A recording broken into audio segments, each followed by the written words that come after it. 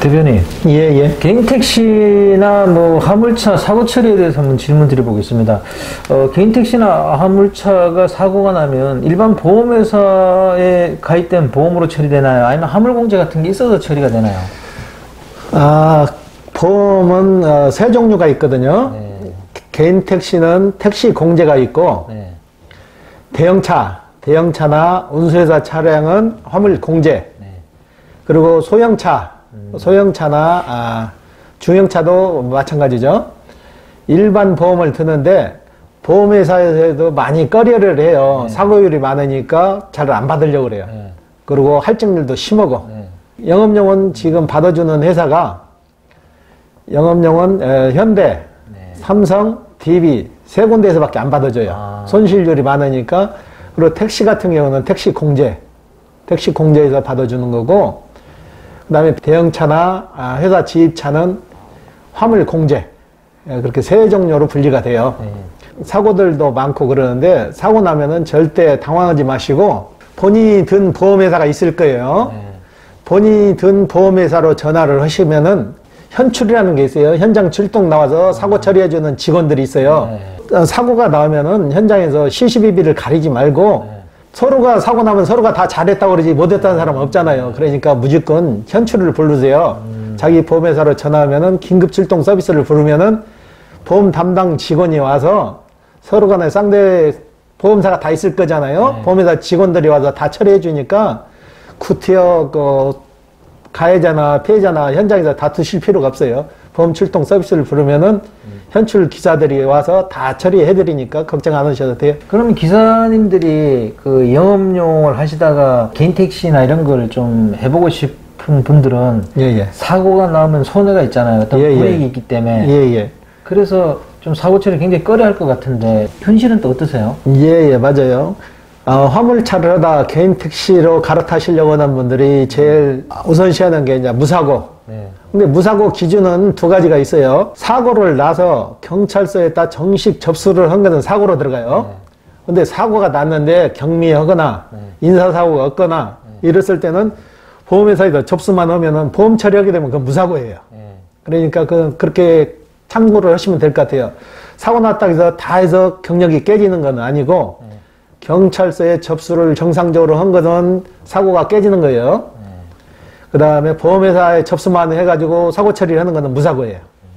좀 억울할 것 같아요. 단순 물적 피해인데 경찰서에 접수했다고 해서 무사고를 인정을 안 해줘 버리면 좀 억울할 것 같아요. 예. 그런 사례가 많은데 요즘은 경찰서에도 담당자분들이 그래요. 보험 확인을 제일 먼저 해요. 상대방이 서로가 보험이 들었나. 그러면 현장에서 상대방 보험회사에서 연락해서 그렇게 처리하세요. 그러지 굳이 경찰서까지 가서 사고 처리하는 분들은 거의 없어요. 네. 보험 들었으니까 보험은 그럴 때 필요해서 드는 거잖아요. 그러니까 크게 걱정 안 하셔도 될 것 같아요. 보험만 잘 들어놨으면은. 보험은 대인, 대물, 자차, 자손을 다 들어놓는 게 좋아요. 네. 그러면 개인 택시 보험료는 얼마 정도 하고 이 화물차들 보험료는 얼마 하는지 좀 상세히 좀 얘기 한번 해주세요. 개인 택시는 처음에 시작하시는 분들은 개인 택시는 1년간 한꺼번에 다 드셔도 되는데 거의 다 6개월씩 나눠서 드세요. 6개월께 시도마다 좀 차이는 있는데 거의 비슷할게요. 6개월께 자차가 빠진 금액이 126만 원. 1년에 2번 들어가죠. 거기에 이제 자차가 추가되면 자차 비용이 추가가 돼요. 자차 비용은 얼마나 돼요? 자차 비용은 소나타 기준에 했을 때 30만 원 정도. 그렇게 많지는 않아요. 예, 그렇게 비싸진 않죠. 그 다음에 화물차는 나이를 많이 따져요. 개인 택시는 나이를 따지질 않거든요. 처음에 시작하시는 분들은 무조건 100%부터 시작해요. 화물차도 마찬가지예요. 화물차도 처음에 시작하시는 분들은 100%부터 시작하는데 그 전에 운전을 하시다 자가용 운전을 하셨든 뭐 영업용을 하셨든 간에 그 경력이 보험 요율이 따라가요. 자가용 했을 때 사고가 많으신 분들은 영업용 보험을 가입을 할 때 영업용 보험회사에서 잘 안 받아주려고 그래요. 사고율을 따져가지고 그래갖고 자차를 안 받아주더라고. 다른 보험은 다 받아주는데 자차를 안 받아주고 일반 사고율이 없는 분들은 똑같이 100%부터 시작되는 거예요. 100%부터 시작하는데 20대가 제일 비싸고 30대는 180에서 200. 그 금액이 50대까지는 거의 비슷해요. 50대까지는 보험이 싸지고 60대부터는 또 보험이 올라가요. 사고가 없으면은 이것도 10%씩 다운이 되는데 60대가 넘으면은 보험료율이 또 좀 비싸져요. 만약에 인사사고나 물적 피해가 발생한 사고가 났을 때 보험 처리를 하고 나면 할증은 얼마나 될까요? 제가 드리는 말씀은 금액이 크지 않으면은 구태여 보험 처리를 하지 마시란 얘기예요. 100만 원 미만이면은 보험 처리하게 되면 또 면책금을 내야 되잖아요. 면책금 내고 그걸 따지게 되면은 100만 원 미만은 그냥 현장에서 현금 합의하시는 게 나을 것 같아요. 그걸 만약에 보험 처리를 하게 되면 3년 동안 가거든요. 할인이 안 돼요. 그러니까 소액 금액 갖고는 보험 처리를 하지 마시고 소액일 경우는 쌍방간에 합의해서 본인이 합의액이 모으면은 보험회사 현장 출동하는 직원들이 오면은 나는 합의를 하고 싶으니까 합의 좀 해달라 하게 되면은 상대방 보험회사 담당 직원들이 오면은 그 자리에서 바로 합의를 종용을 해요. 얼마 전까지 오면은 합의해주면은 바로 소액 합의는 가능해요.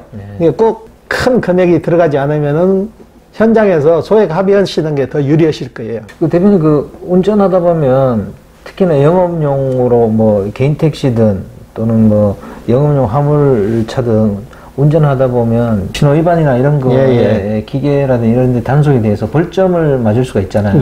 그러면 뭐 생계에 굉장히 타격이 오는데 영업을 하시는 분들은 뭐 벌점이 상기되는 뭐 그런 제도가 있어요? 예, 있어요.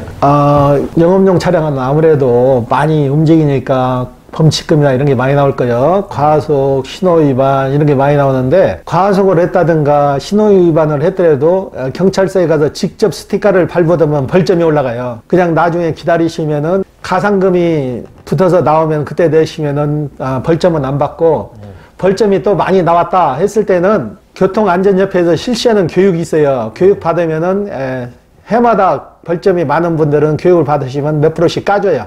벌점이 낮아진다고. 그 제도를 많이 이용하세요. 한꺼번에 많이 올라가가지고 취소되는 경우가 많거든요. 개인 택시 하시는 분들도 벌점이 30점, 40점 가지고 있으면은 만약에 사망사고가 나면 100점이 올라가 버려요. 그럼 면허가 취소당해요. 121점이면은 면허가 취소당하면 개인 택시 같은 경우는 면허권이 죽잖아요. 그러니까 벌점이 많으면 수시로 교육을 받으셔갖고 벌점을 깎으세요. 그래야 그것도 개인 택시 면허권 같은 경우는 살릴 수가 있으니까 개인 택시 같은 경우는 많이 운행하니까 사망사고도 날 수 있어요. 한번 사망사고 나오면 100점 먹어버리면 기존에 40점 있으면 무조건 면허가 취소되잖아요. 그러니까 본인 벌점 수시로 확인하셔가지고 교육을 받으면 많이 강가가 되니까 교육 제도를 적극 활용하세요.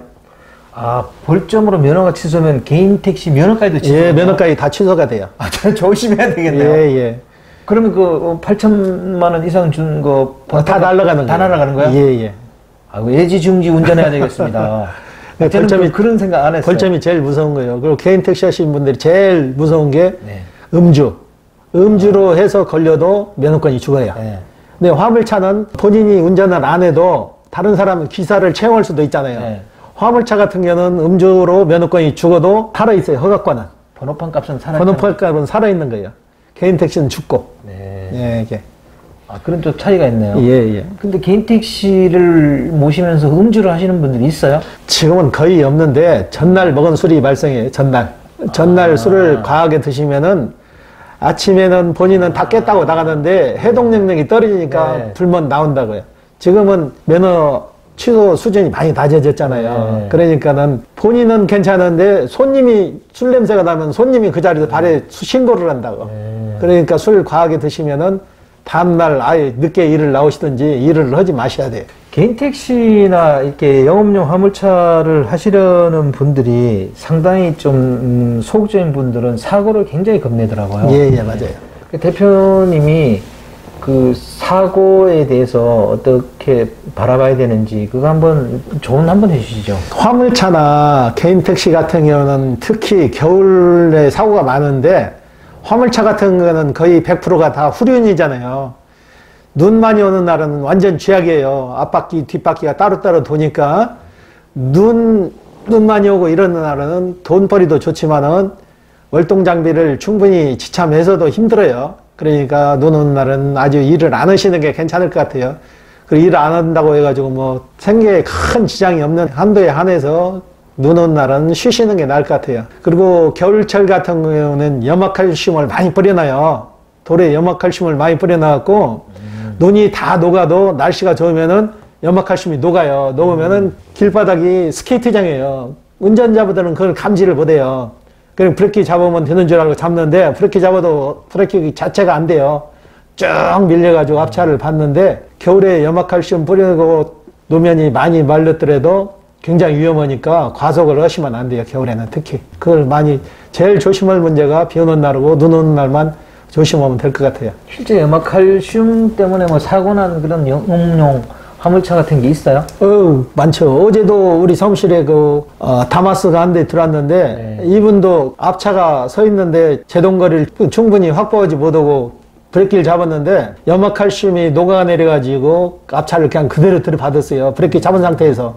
그리고 차는 지금 폐차 직전에서 저희 사무실에 들어왔는데 염화칼슘이 녹으면서 눈길보다 더 무서워요. 항시 조심하셔야 돼요. 대표님 저번에 영상을 한번 찍어 올렸더니만 다마스 그 영상에 뭐 하루 버는 게 30만원, 40만원 번다 그것 때문에 뭐 논란이 많더라고요. 거기에 대해서 한번 저 대표님께서 사실을 팩트를 한번 얘기 한번 해주시죠.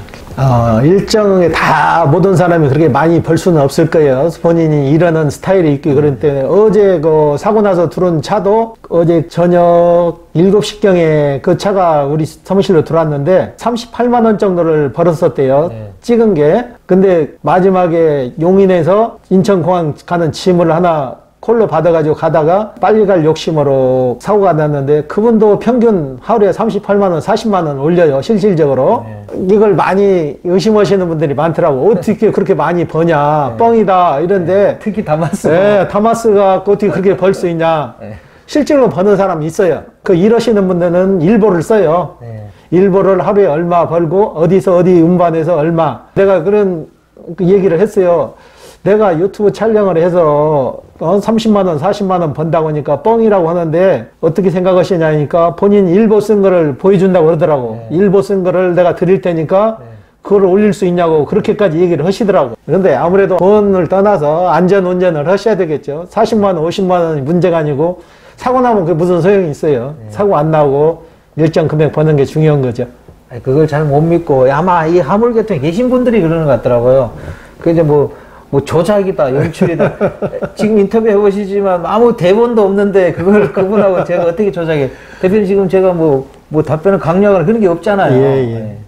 근데 대표님 차가 왜 사고 났는데 왜 대표님 자동차 매매 상사가 와 있어요? 그 수리점에 가야 되는 거 아니에요? 사고 나시면은 저희한테 많이 전화를 하세요. 차를 폐차시키고 새 차로 갈아타는 게 더 낫나. 어차피 차는 수리해도 500만 원 이상 나와요. 근데 어제 사고 난 차는 2019년식 다마스인데 보험 과표가 550만 원이 잡혔어요. 그러니까 차라리 수리하지 말고 저 차를 폐차시키면 이제 보험회사에서 잔재물 처리해서 가져가거든요. 차라리 550만 원을 보상을 받아서 다른 차를 사시는 게 유리해요. 그러니까 저희가 어제 그 상담을 해드렸거든요. 그분도 그렇게 말씀을 하시더라고요. 고장난 차 고쳐서 또 사고 날 확률이 있고 기분 나쁘니까 차라리 새 차로 바꾸는 게 나을 것 같다고. 그래서 우리가 새 차 같은 중고차로 해서 이제 진행을 해드릴 거예요. 심하게 사고 난 건 아니던데요. 앞부분이 조금 들어가서 그렇지. 나하고나 다마스는 굉장히 약하기 때문에 조그만 사고에도 피해가 많아요. 공업사 견적이 500만 원 가까이 나왔어요. 그러면 폐차 수준이죠.